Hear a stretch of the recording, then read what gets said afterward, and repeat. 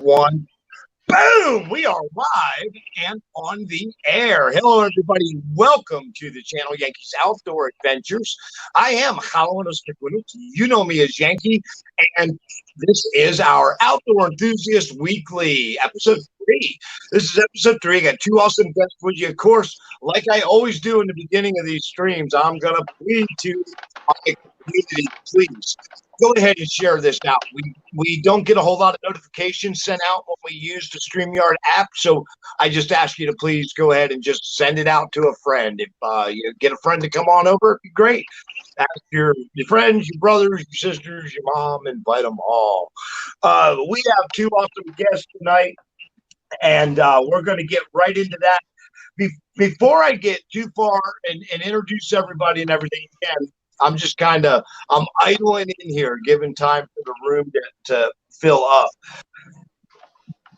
Let me say that we are still under a COVID thing. I know for anybody in the replay coming into it, our COVID lockdown is slowly getting over. And okay, thank you. Sorry. Our COVID lockdown is slowly getting over. People are getting back to doing things, and the outdoor adventures are opening up wide. So I did want to point out, though, just as a friendly reminder, guys, social distancing is important outdoors in the wilderness as well as it is in the supermarket or in the malls or anything of the sort. So be courteous when passing on trails and things along these lines. If shelter has got all kinds of people sitting under it, don't add yourself to the mix. That type of thing. Practice that social distancing. We all appreciate it in the long run. So, all right, let me go ahead and introduce the guest here today. We'll start with the gentleman right next to me here, which is of course on this side of me, but right next to me here. Community member who's actually been with the community for quite a while. I've known Burnwood pretty much since I've started the channel, so which is pretty cool. And go ahead, but Burnwood, go ahead, introduce yourself and give everybody just a real quick on your channel and name of your channel. Hey everybody, my name is Ryan. My channel is Burnwood Bushcraft. I've been doing YouTube about 3 years, and it's all about me trying to learn and become a better outdoorsman, and do a lot of camp outs, a lot of trips, and just trying to perfect the skills, man. That's it. Awesome. And you got a great channel, and it's you know, I mean, a lot of things you learn as you go, and you share that with everybody, and I love that. Let me go ahead though and introduce our guest down here below me. Is I'm going to go ahead and call you Travis. This is Travis from Shasta Valley. Is it Shasta Valley Outdoors? Yes, sir. Shasta Valley Outdoorsman. Go ahead and tell everybody real quick about your channel, what you do there, brother. All right. Well, good evening, everybody. For everybody who don't know me, my name's Travis, and I'm the Shasta Valley Outdoorsman. I am from here in Northern California. We prefer to be called the state of Jefferson, if you will. We've been fighting for that for about 100 years. We haven't won yet, but we're working on it. So here in the state of Jefferson, there's a beautiful place called the Shasta Valley, and it just happens to be where I'm from. There's a giant mountain named Mount Shasta, and I live in its shadow. And sometimes it lives in mine. What I mean to say is I romp and stomp my way all the way through these hills and mountains, and I've been to the peak of almost every hill around here, every mountain, except for Mount Shasta. And we plan to bring that to the channel hopefully this summer. I'm not going to make any promises with the way things are. But we're hoping to get up there to the top this summer, if not next, for sure. My own grandmother did it, and I plan to do it too. My channel is mostly just, I originally started out just wanting to document my adventures here in this beautiful area. And I've come to find out there's some really unique things about this area as I've watched everybody else's channels. And I'm trying to show more and more of that. And somewhere along the way, I fell into doing some survival and things like that. Just by default, because I've spent so much time in the outdoors, because I'm a country boy and I grew up sleeping on the ground. I mean, my parents had to fight me to get me back in the house when November came, because I wanted to sleep in the backyard in a sleeping bag, you know. So awesome. It started at about 2 or 3 when I saw a Boy Scout commercial and I saw kids rappelling, and I said, man, I want to get out there and do some stuff. I want to fish and pole. I want to get at it, Well, I And gotta say, you do have a really beautiful countryside where you get to film. thank you. You're not a community member that I was really familiar with. We're kindly new acquaintances, in my opinion, as far as me being able to really dive in and to see what you've been doing. And I spent did my research, and I spent time looking at some of your trips and hikes, man. And I mean, just it's awesome. I mean, I don't get to hike. Thank you. Now, of course, maybe this year as well. We'll save that for later. But I don't get to go out there, so I don't get to see these places that you take everybody in. I mean, guys, you got to check out his channel. Some incredible vistas and views, and just some great stuff all the way around. But thank you. Well, it is. It really is. But let me go ahead and holler a big shout out to Lori Bryant, Just in Time Prepping, Inspired John, Outdoor Nomad, Uncle Al. A big hello to all you guys. Welcome to the stream. And today we have Burnwood Bushcraft and Travis from Shasta Valley Outdoors. And let me go ahead and Burnwood. Let me just ask you, just to start off with your, who do you credit for your love of the outdoors? Is there anybody in your life that you feel that they're responsible for triggering that outdoor love in you? Not really. Always as a kid, I was always in the woods, playing army, building little forts or whatever, And I used to do a lot of some fishing when I was little, and too bad I can't really fish these days. But I'm working on that. But no, man, I've always loved being outside, and whether riding bikes through trails, just doing stuff that kids do, and so you kind of got the love for it the same way I did. The parents say, "Get out of the house and leave us alone," so you have to go outside and play, and then exactly, like it out there. Exactly. So I didn't spend a lot of time outdoors there for a long time, and I think it was like in my 20s and 20s and early 30s, and then once I got more settled and got the wife and the fiance and all that stuff, I started I got into it.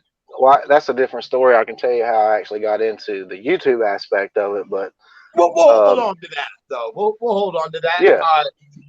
So again, though, just kind of a love for the outdoors that you just acquired because you've always done it since you were really young. Kind of a point I like to bring out to people is that when we get our kids involved in these outdoor activities when they are really young, we embed something in them that will stick with them the rest of their lives. And I think you're probably a pretty good example of that. And Shasta, our other guest here, another one who is obviously familiar with that. You mentioned you were kind of inspired at a very young age with that commercial, but go ahead and share us a little more of that with us. Well, it's just, and like I said, by default, it's just kind of part of how you grow up here. I live in a very, very, very rural place. There's still a lot of farming and ranching here. I grew up, I started butchering animals when I was about 8 years old. And we would do 50, 60 chickens every spring, and we raised rabbits for butcher, and we had garden and the whole works. So I was raised very rural, not in the kind of way you would think of California. And this ain't exactly what you would think of California. We're very close to Oregon border. So being outside is just a part of life, and being in the mountains was even better than being out in the high desert where we grew up, down here in the valley. And so you'd go to the mountains where it was pretty and where it was cool in the summertime, and hunt and fish and hike. And I never hiked just to hike when I was younger. I always had to have a destination. I either had to be looking to shoot something or looking to fish or something like that. As I've gotten younger, I can go out just to go out and just to enjoy being out there and things like that. You know what I mean? Awesome. Yeah, definitely. I think there was probably a point in my life where I usually wanted a goal as well. And now it's just like, no, my goal is just to spend the day outside. I really don't care what I get into. It'll Absolutely. be good, whatever it is, right? Yeah, I go out just to wander. I go out just to wander all the time. That's right. Not So, everyone who wanders is lost, my friends. That's right. Shasta, let me ask you if you have do you have any favorite outdoor enthusiasts? Is there any other outdoor enthusiasts that kind of inspire you to do what you're doing? I'm a big fan of the old timers. Morris Kohansky is like an absolute hero of mine. I've spent hours and hours and hours watching that guy talk about the simplest of things. And Ray Mears, I like Ray Mears. And as a young man, I will have to admit I was inspired by Bear Grylls. All right. Well, you know, everybody knows what he was doing and stuff like that. But when I was a 20-year-old kid, man, I thought that was some cool stuff. There's nothing wrong. I tell people a lot because Bear Grylls gets a lot of heat with the way maybe he presented some of his things, but in my opinion, when it came to him, is he inspired a lot of people to get outdoors and try stuff, even if he kind of stretched the truth a little bit with what he was doing. He lost me with the drinking pee-pee, Yankee. I was out the door right there. I know. Feeding that snake, I was done. Yeah. I just I was speechless with that one myself, guys. Let me stress: don't ever drink urine. It's just. But I grew up around a lot of real life outdoorsmen here, and had a lot of peers. My uncles all hunt and trapped and fished, and my father hunted. It's just a part of life here. But as far as like the survival stuff, my early exposure to the SAS manual and stuff like that. And even before that, I was in the Boy Scouts as a young man. I never made it to Boy Scout. I ended in, I guess, what they call Webelow, which is right before Boy Scout. And the program just kind of dissolved here because this is a rural area where there's not really much going on. Right. But I was big into that. And I always had my father's Boy Scout manual from, it's like a 1940 something copy. And, cool. It's actually like a survival manual. It's not like the ones I got for my scout leader.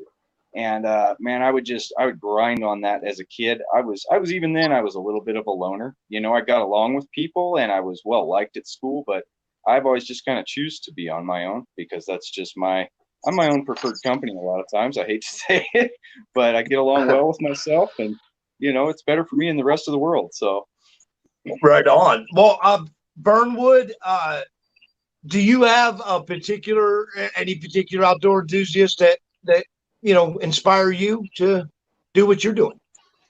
The one that comes to mind right now is a big YouTuber that I watch a lot, and it comes from a standpoint of his creating a homestead for himself, and that's Sean James of My Self-Reliance. I envy what he has and what he's built for himself, and it's a lot of hard work. And that's just one of the channels that kind of to want to learn more and do better. And man, that guy, awesome. Man, yeah, he's got it made up there. He's built a cabin. He's planting gardens. He's trying to be self-sufficient.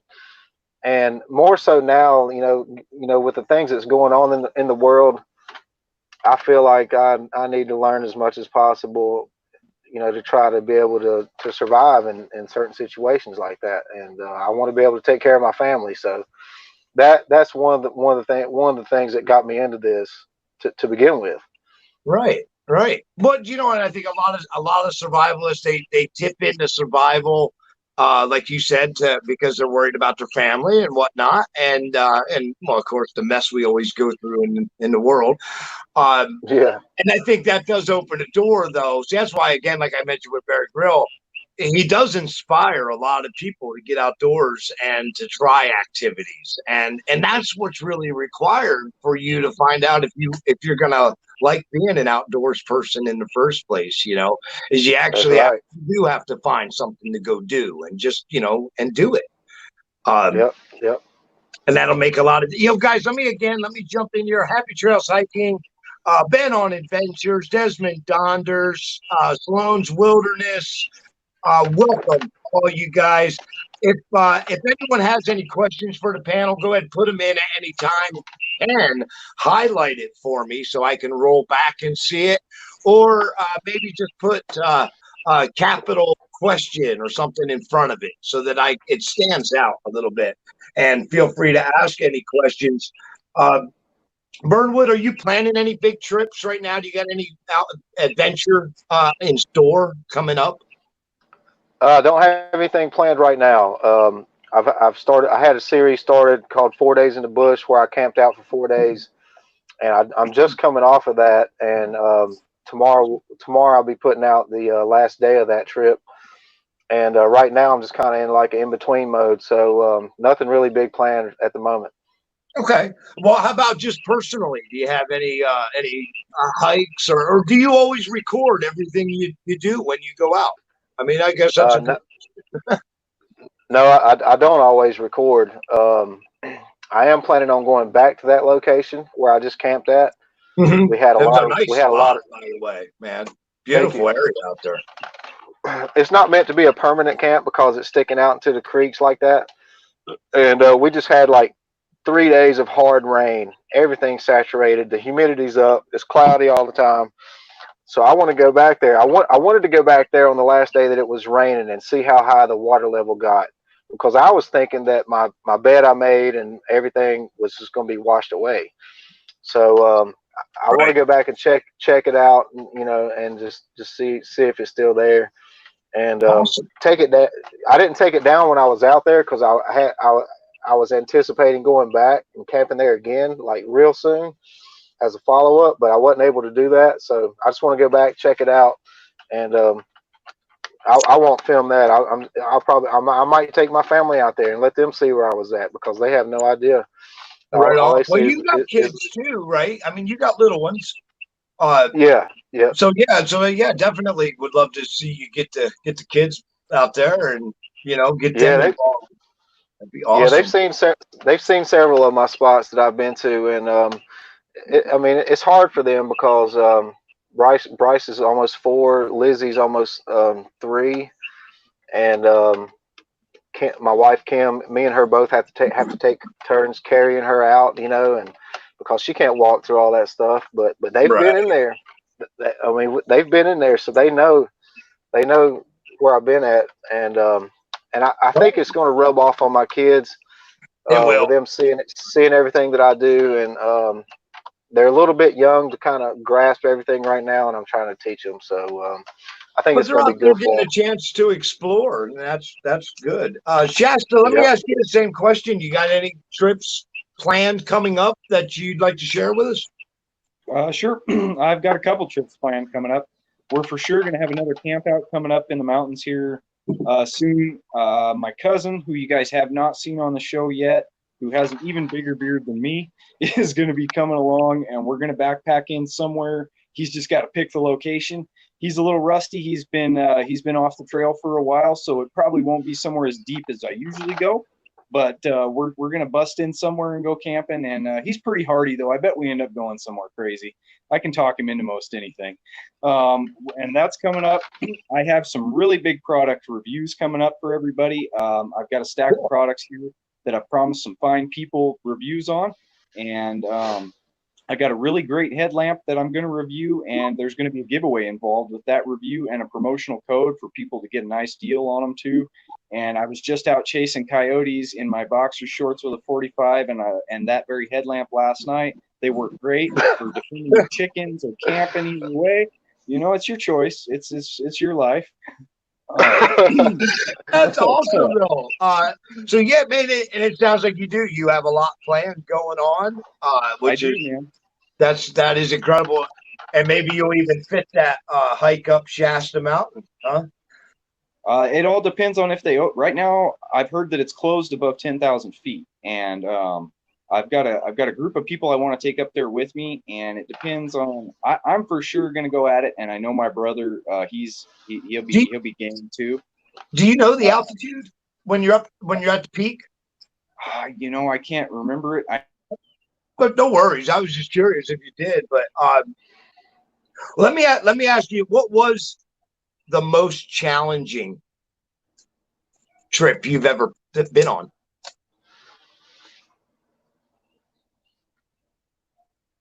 And I'll ask Shasta.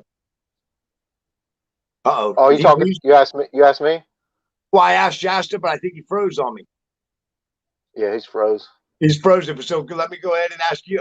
I'm not frozen, am I? No. Let me ask you though, Burnwood, and then maybe he'll be able to. Yeah, he will. He'll pop out and pop back in here. So hang on a second.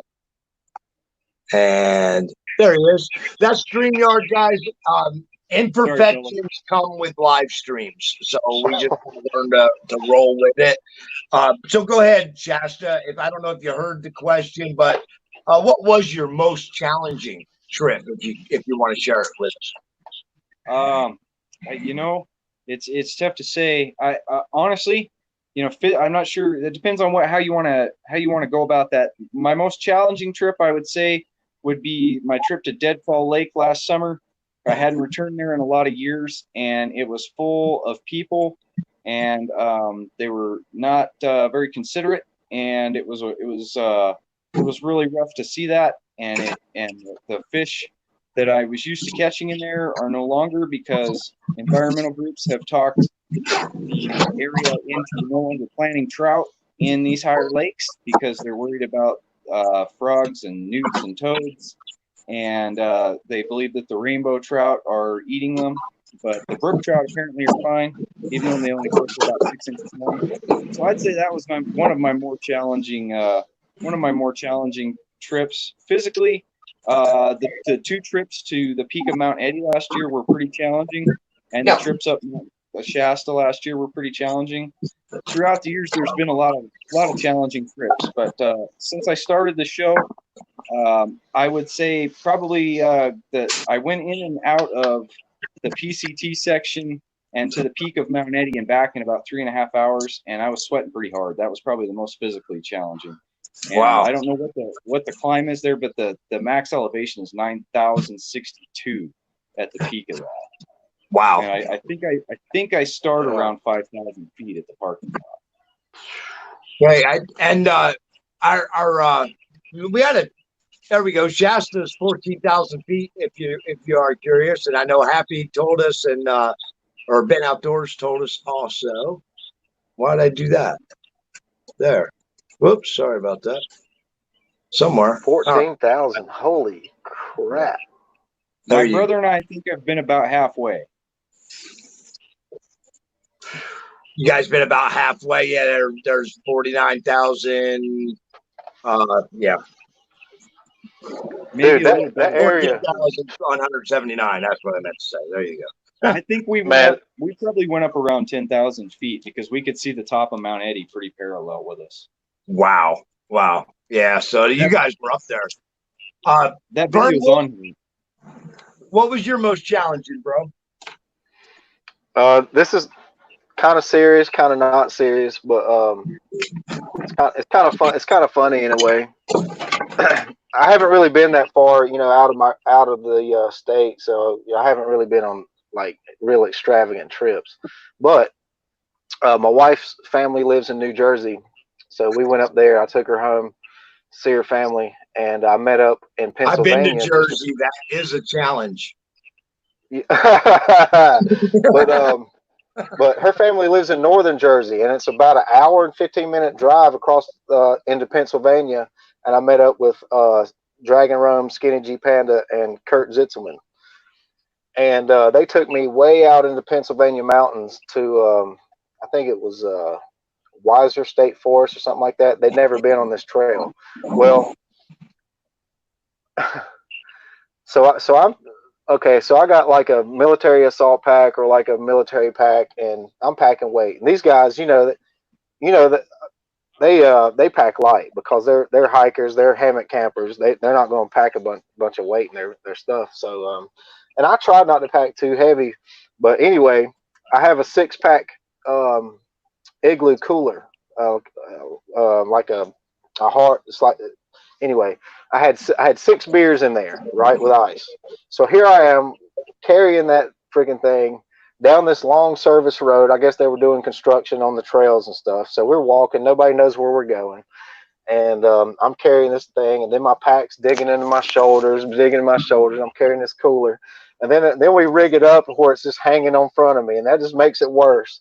So it was like 2.5 miles, 3 miles that we walked down this kind of gravel service road, and it was not flat, and it was about to storm, and so we had to set up quick. I put up a tarp, slept on the ground, but man, let me tell you, I'll never carry a 6-pack of beer down a trail anywhere ever again. And man, Kurt and Dragon, they was just giving me shit for it the whole time. But it was fun. That was probably the most challenging because I was carrying a freaking beer cooler. Oh man! But you made it worthwhile, right? Yeah, if your buzz don't fit in your pocket, it's too big to carry. right. That's exactly right. But yeah, so we all enjoyed a beer piece or two, and had a little fire there where we set up, and it was You cool. shared? Yeah, man. Hell yeah, I had Italian sausages in there too, and shit. I think if I carried that 6-pack all the way in there, cutting into my shoulders and all this other, that'd be it, guys. I'm telling you, y'all been watching me drink 6 beers. I'd have sat on that ice chest and drank them beers. Sorry about that F-bomb right there. I would have drank them as I was hiking just to keep lightening the load, you know. Oh, it was hot as crap, man. And I'm glad I didn't drink them while I was hiking, because they'd have probably been carrying me out of that sucker. But it was a fun trip, man. Fun trip. That is awesome. And let me holler out that I Macy come in, and a big hello to you, my friend. Anybody has any questions for our guests, don't hesitate to ask. And Burnwood, I just asked you one, right? I've been asking each of you two before I go on. So let me ask you, Burnwood, tell me one thing about you that nobody really knows. One thing about me that nobody really knows.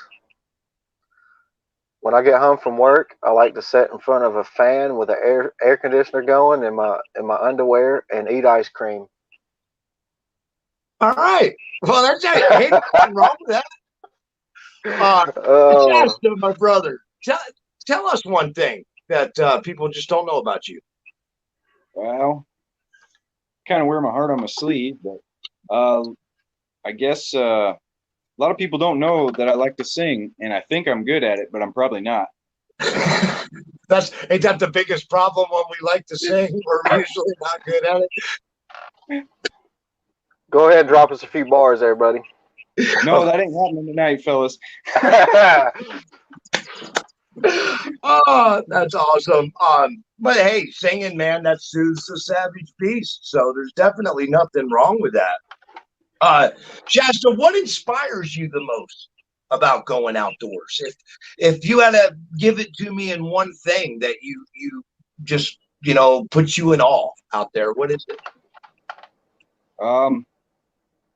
Absolutely the scenery, but also the feeling of not having to take care of anything but myself for a period of time, and not having to worry about anything but me and what I need and what I have to do, and that's an amazing amount of stress relief. That's an awesome answer, because a lot of people make it seem like there's some type of difficulty or challenge, but every time you go outdoors, it doesn't have to be a survival expedition.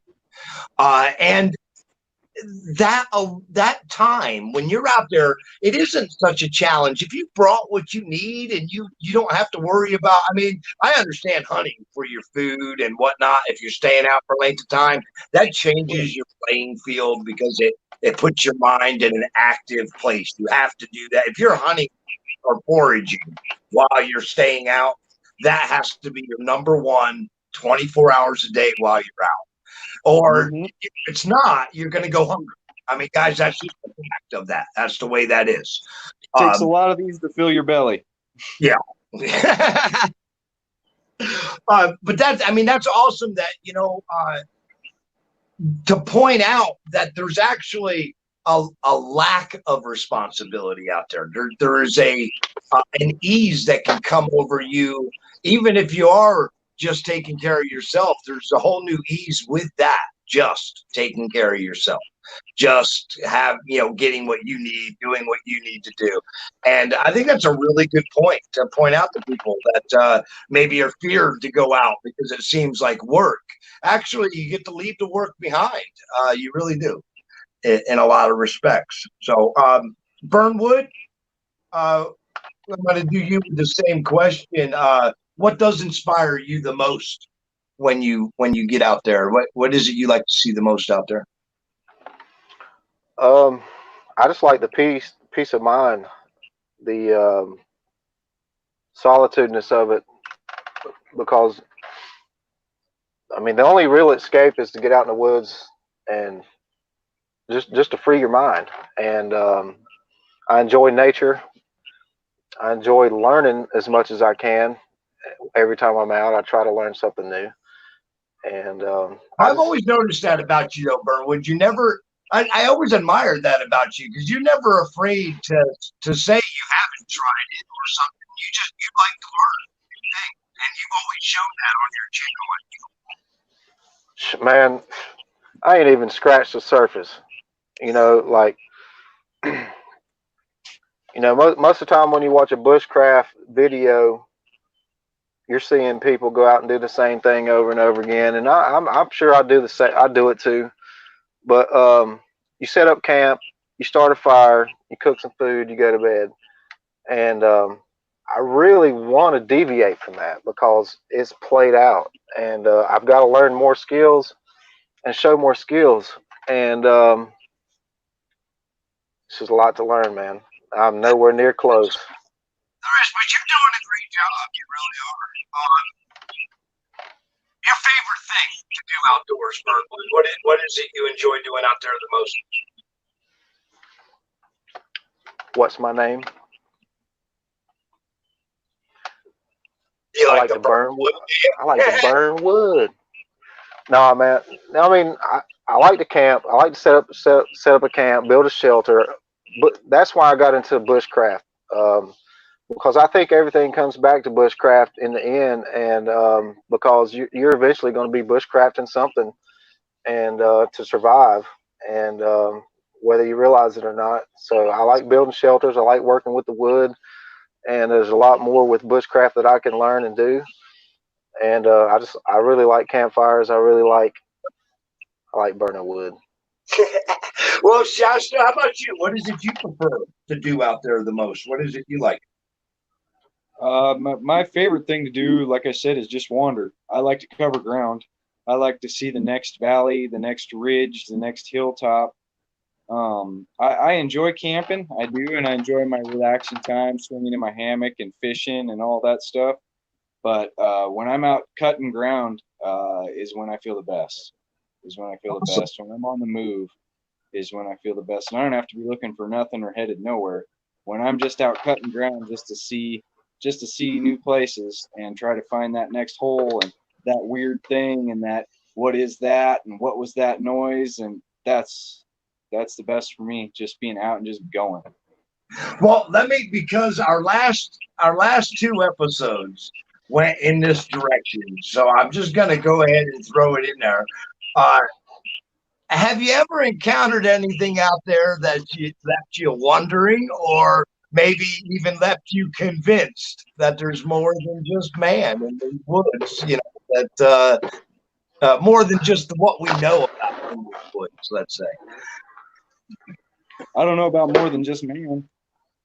Maybe some other type of man, but I'll say that I don't make fun of people for talking about Bigfoot anymore. And I've seen enough, and I'm not just talking about Bigfoot, I've seen enough strange shit on my own in weird, dark places, miles and miles from the road, that I don't know what I believe about anything anymore, Yankee. And I think we're going to get into that a little bit. So just actually hold that thought a minute, though, and just let me pose that same question to Burnwood. Do you have any being out there, has it made you maybe change your mind or confirm some thoughts or anything of the sort about the out of the ordinary things that may be out there? No, I can honestly say that I've never had any type of feeling or sighting or anything like that.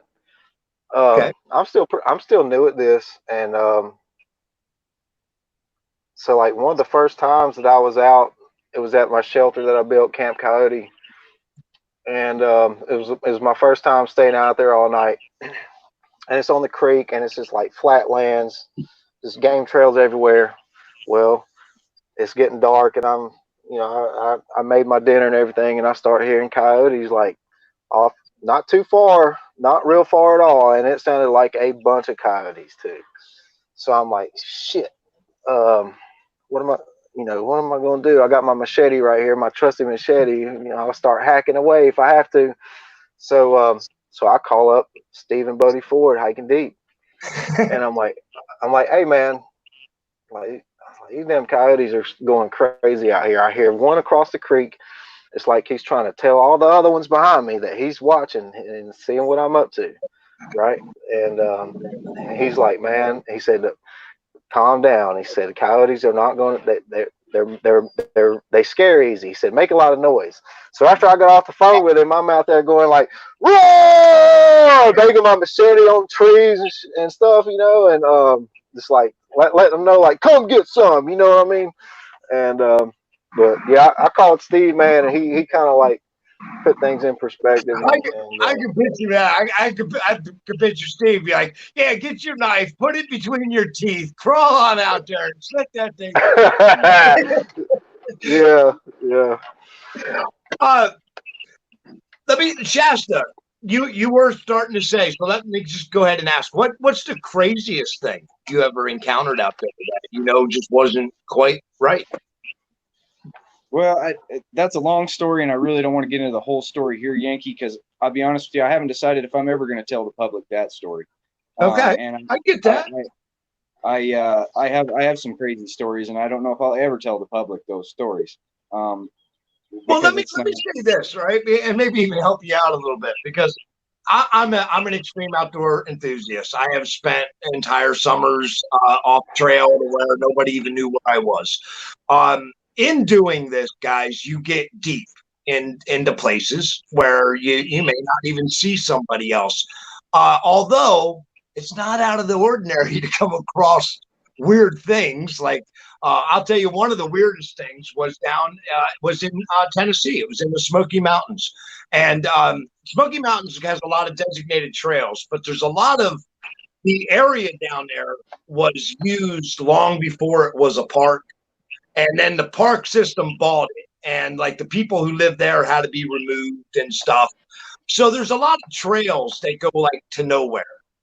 So if you're not careful, you can get turned around on your trail and wind up on a trail that just dead ends at an old cemetery or weird things like that. But I was off on a side trail, and I came across, and guys, this is in the middle of nowhere now. I'm telling you, nowhere. There's like no houses. It would take a couple hours to walk in there. I come to this man-made pen, okay, like made with wood, like a fence, squared in fence. Okay, maybe like 4x4, 8x8 at the most. Okay, it just this little squared in area. In the center of it was wood that was purposely put there that came straight up with a wood piece across the top. Hanging from it was a completely rotted carcass of a deer, not gutted or anything. Like somebody slayed a deer and laid it on top of this thing, which just to imagine how heavy a deer is, it wasn't a task to get him up there. Okay. Then the boot inside this fence, I counted at least 15 skulls of other deer that laid inside. And, I guess I got to admit, I kind of like had chills go down my back as I'm standing there, and like trying to process in my brain, why would anybody even do this? That's crazy. So you will encounter weird things out there in the woods that you don't expect to see. Absolutely. Man. And I think, especially when you go to places other people don't go during times of year they don't go there by yourself, you're apt to see more than other people see. When you're not just going out during hunting season to the favorite hunting spots, and you're not just going to fishing holes, when you're just crashing to some random place in the woods that maybe sees a Forest Service surveyor once every 40 years, you're going to see some weird shit, I will promise you. Yeah, you will. You will. And it's, and that's it. There is an advantage to not having a destination, to be able to out of the blue say, yeah, you know what, I'm just going to sit here. I like that big old tree there. I'm going to sit there under this tree for a little bit and, maybe drink some water. And those are the opportunities, though, when you get to encounter things that, to really take in the Mother Nature around you. And man, when you sit quiet in the woods somewhere, it don't take long for wildlife to kind of get used to you being there. And it's like, the woods live with you right there, right in the middle of it, One of the sad things that I see on the land, the private land that I'm allowed to go on, is that land has been in the family for probably 100 years, and there's junk, there's metal, there's mattresses, there's couches, and way down in there where you wouldn't think you would ever see something like that, and then I go all the way down through the creek system to where it opens up into a bigger creek, and there's tires in the creek, and then I walk up the creek to go fish, and there's a tire in there. I'm like, man, how long has that been here? That's just bad, And I feel like that I want to try to clean it up, but there's no way possible that I could clean that up because I can't get a pickup truck down in there or anything. And it's just wild what you find out, and who knows how old, how many generations that stuff goes back to, Yeah, well, Tennessee, again, going back to the Smoky Mountains, I spent a lot of time down there. It's another place to where if you get off the beaten trail, because the National Guard had so much involvement in removing people and stuff way back many, many, many years ago, you'll still find abandoned military equipment and stuff there in the middle of the woods, which is kind of neat. That's crazy. To wonder why they keep it, but it's neat. You still encounter it. I was looking for an abandoned steam engine from logging today, actually, while I was mushroom hunting, that an old guy told me about. That would be cool. Yeah, it's what's called a logging mule. They used them to drag logs with, and it was a small steam engine. He says this was left on the side of Goose Nest Mountain. I've been looking for it. Yeah, see, they do leave stuff like that occasionally. So again, the neat things you find. See, we got Flash in your pan coming in. Hello, Flash. And he mentioned that as a prospector, that's what the prospectors kind of like to clean up the waterways as they go along, and we appreciate that without a doubt. Some kind of oddest stuff out there. Some of us even. Oh yeah, you can definitely find weird things. You can find things worth money. That came in from Grim Survival. If anybody has any questions for the panel, please don't hesitate to ask. And hello, Diana. And Flash You Fan, I'm HC. Graham is here. Desmond Donders. It's good in the woods. If I missed any of you guys, don't be afraid to key up. I'll give you a shout out. Do you have let me ask Shasta, do you have any advice to give a newbie to going outdoors and to try some adventuring? Do you have any advice that you could give them? Absolutely. Get yourself a nice day pack, and make sure you carry plenty of water. Make sure you carry some calories. And when you go out anywhere, think about, if I was to stay the night out here tonight, what's it going to be like? And look in that pack and say, how could I change that? Awesome. And Burnwood, how about you? Any advice you would give anybody for a first time out? And I know you say you're new, but that's you got stuff to share. So start out slow. Watch YouTube videos on stuff that you're not sure about. Be safe first and foremost. Learn how to use your tools, especially sharp stuff like axes, knives, anything like that, and just get a compass. Make sure you know where you're going. Put a first aid kit in your pack, and just be safe. Just learn it in stages. You don't have to do it all at one time. I mean, that's why I'm. It's taken me a long time to learn, and I'm just doing it as I go. So don't rush it. The most important thing I can say is just be safe. Don't get hurt out there. Right on, right on. And Grim says you should tell them to bring a knife, man. Did you see that in I was laughing at that, man. Floral Jungle? Welcome, guys. What was the longest trip? So go ahead. We'll ask you, Shasta. What's the longest trip you've been on? And that's from iMacy in the audience. You know, to be honest with you, I've never been over 2 nights out there. Maybe 3 nights when I was a kid. Now I can tell you that if I get 2 nights, I'm going to be really fortunate because I have 2 young daughters and a wife who's scared of everything, and I'm their sole protector, guardian, provider, and everything.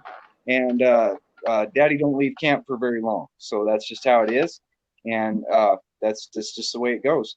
I wish honestly that I could get longer trips because there's nothing that sucks worse than an overnighter. I'll be honest with you folks. There's no trip that's worse than an overnighter because you spend most of your day getting there, setting up camp, and then you get to have a little bit of time. You make your dinner, you go to bed, you wake up the next morning, you're tired, and you go through a little bit of a day. You don't think, oh man, I've got this day to just blow out and do whatever because I'm going to be here tonight. You think, man, I got to pack up and get out of here at some time. You start thinking about what's going on at home, and overnighters kind of suck. But that's what I get, so you got to make the best of what you got, and that's what when you got the home worries and things, responsibilities, I guess I should say, when you got the home responsibilities, and you're just doing an overnight, it does kind of fall apart really quick. That's kind of what I hate about the one day, because it's like when you wake up in the morning, you might still be able to relax for the breakfast. But by the time breakfast is done, man, it's really now it's on time for getting packed up to get out of there and your days, stuff. Yeah. I sit on if I'm setting up a camp. My day don't really start until the camp's set up, then I can goof off. You know what I mean? So same thing kind of goes when you pack up. But is my audio still okay, guys? Sounds a little crackly, but you're clear. Okay. I don't know what that. We got a little noise feedback in there coming from one of us. I don't know which, but Burnwood, what was the longest one you've been on, bro? And I know you've been on at least a 4-day. Yeah, actually, this the series I'm putting out right now is the longest time that I've stayed in the woods by myself without coming out since I can remember. And I did it because my wife's great. She's like, do it. You need it. Go do it. You want to do it. And I did it because I just needed some space. I needed to clear my head. I needed to get out there and, like you say, lose your mind to find your soul. Right. There you go. So, I mean, I just did a lot of absolutely nothing. And I'll tell you that in this video that's coming out tomorrow. And I enjoyed it. I mean, that's the longest 4 days is awesome. That's well, the long, I'm going to go ahead. I'm going to answer that also because that was an audience question. And I got to say, for me, it comes into it may be a touch confusing because mine wasn't really necessarily meant to be adventure, as my longest outstay was while I was homeless. But see, there's a difference between a hiker, a through hiker, and a homeless person. A homeless person sits in the city and they don't have a home to go to. A through hiker doesn't have a home, is just on the trail, carrying a backpack and through. I was homeless for well over a year, and I spent that time on hiking trails. That's where I lived. That's where I did all my activities. So anybody I encountered, they didn't never see me as a homeless person, but actually that's all I was a homeless person. But I grew up in the outdoors like much of you guys did, and months, I had knowledge that I can't even really tell you where exactly I got all the knowledge I have of the outdoors. It's because it's things that I learned as I was growing up, and as far as to be able to feed myself. I couldn't feed myself on a city street, guys, but if you leave me alone in the woods, I can feed myself. And I don't even need a whole lot of tricks and toys to do that. I can forage and feed, and if I have other ways and other methods, I can do a lot more. But so yeah, my longest excursion was over a year. It was actually 18 months. So everything you learned, everything you did, it became second nature. Yeah. Like I said, when staying out on the trail, and then a lot of that I spent on the Appalachian Trail, because the Appalachian Trail is accepted to people crossing it. So you're not the ordinary if you have to set up camp on the trail. You're just a normal hiker, one of them crazy guys hiking across. You aren't looked at as a homeless person who needs to go to jail for vagrancy. So that's why. That was smart. That was smart. Good way to blend in. Yeah, and it did work. Worked fine. Bullfrogs. Hey, man, eating frogs. I can tell you guys. I don't want to say too much. I might make some of the audience squirmish, but there's a lot of critters you can eat out in the woods, and a lot of them aren't as hard to catch as you think. You don't even need weapons to catch them. You can do it with your digits. So, and frogs happen to be one of them. If you don't believe me, I think I put a video up on that showing y'all how I gauge frogs. I do it by hand. It's a whole lot easier than sticking a bead through them. That's the real reason I gauge frogs by hands, guys, is because where I grew up, there was a 15 frog limit. All right. 15 frogs is not enough to feed a man and his family. So what I used to do was I used to take a 5-gallon bucket out with a lid, and I would harvest my frogs alive, like I showed you guys I do in the video, and I'd put them in the bucket. And I keep them alive until I was ready to take them home to eat them. And the reason I did that is because I may double down on the limit.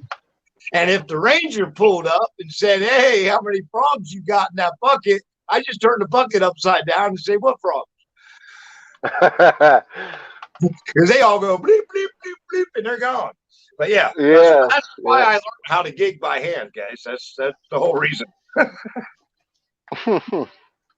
All right. Let's see. We got anybody else have any questions? We are nearing our wrap up. This was a really quick hour. We got about 8 minutes left. If anybody else does have a question, please jump in there with it by all means. Okay. And we are getting your links dropped in here too. I do appreciate that, Graham. And John was doing that earlier also. I thank you for that, brother. Shasta, what would you say to inspire somebody to go? Oh, I lost him. There, he's back. There he is. Back? Yep. What would you say to inspire somebody to go out and find adventure? Just sell them on it. I'd say you got to just get out and do it. You can't wait for somebody's permission, and you can't wait to be an expert, because nobody was born knowing a damn thing. You just got to get out there and do it. There's a lot of experts, that probably have about half as much experience as the people who are out there claiming not to be experts. So just get out there and do it. Awesome. Burnwood, I got a question for you from the audience. When are you coming back to Pennsylvania?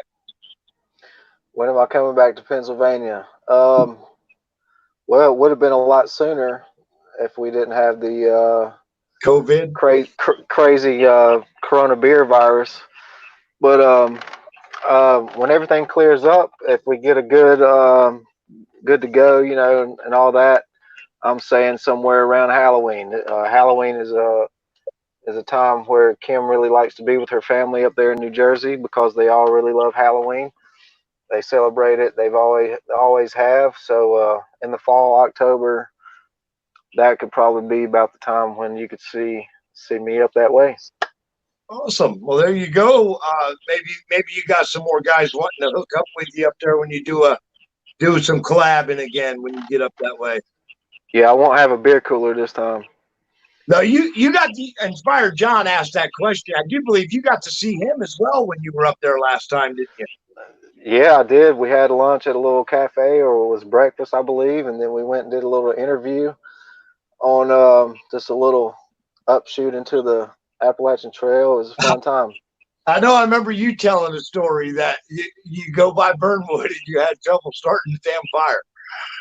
Oh yeah, well, yeah, we both were trying it there for a little bit. I think everything was kind of wet, and you know, we didn't have no fire bag, no fire kit, no fat wood, nothing like that. So you know, we were just kind of BSing the whole time too, and we wasn't really serious about it. But we finally got a fire started. Oh yeah, yeah. A little will, there's a way, right? Yep, that's right. All right, guys. If again, let me say, if anyone does have any questions for our panel, please go ahead and drop it in here. We are going to be wrapping it up in just a few short minutes. So, Shasta Valley, you say you got some uploads coming. What can some people expect to see a new video soon on your channel? Absolutely. I have. I'm possibly going to have an early upload this week because we've got. I've got a live stream coming on Saturday, and there'll be an upload probably Friday night, and then possibly one this Wednesday too. I went on a mushroom hunt today. We were out picking morels, and I'm probably going to do. I did a little bit of videotape today. Videotape some historic stuff and stuff like that. And I might put a video out here sometime this next couple of days too. So there'll be lots of new content coming this week. Awesome. Well, there you go, guys. Definitely get over and check that out. Links definitely have been dropped. Burnwood, I know you got part. Was that part 4, right? That's coming out. That's correct. Yep. Do you have tomorrow. anything else planned to drop anytime soon? I do not have anything else on the agenda, so I'm gonna have to wing it after tomorrow. Okay. Well, I'll pull out something. Don't you worry. I guarantee you will. I know you will. You do good at coming up with stuff. Guys, do you have any questions you wanted to ask me? And if you do, that's fine. But other than that, we are going to wrap it up here real quick. I think I'm good. It's been a pleasure. Thank you for having me on, Yankee. All right. Burnwood, do you have any questions? No, thank you, man. I really appreciate it. I think this series you're doing is absolutely awesome, and just grateful to be on here with awesome guests like Travis. Travis, your area, I'm envious every time I watch your videos, man. It's just amazing out there, bro. It is beautiful out there. It is. Keep doing what you're doing, bro. And Yankee, I appreciate it, brother. Anytime. Well, guys, I appreciate both of you. And since you did mention the show in itself, let me go ahead and do just a quick kind of shout out for this show and let other outdoor enthusiasts know. We want to hear your story. We want to hear what inspires you, and we want your help to inspire others. So if you'd like to be on the show in the future, just drop me a PM message on Instagram or over there on Twitter, or hit me up in my email. You can find all this stuff on my About page. You know, worst case scenario, hit me up in the comment section. If you don't have the social media platform I do, I'm not going to dismiss you because of that. I still want to work with you. So let me find a way to work with you. Hit me up in the comment section, and if I have to, I'll write you a letter in the mail to get the details. Oh, guys, it is 7 o'clock. I appreciate both of you guys. 2 incredible content creators here tonight, guys. Definitely worth watching both of their channels. Shasta, I so appreciate you, Burnwood, and same goes with you, my brother. And until our trails meet again, I hope all your adventures are awesome. Winishi job for watching, and thank you, everyone, for coming. And that's it, guys. We're going to hit a 3, 2, 1 and out. And 3, 2, 1.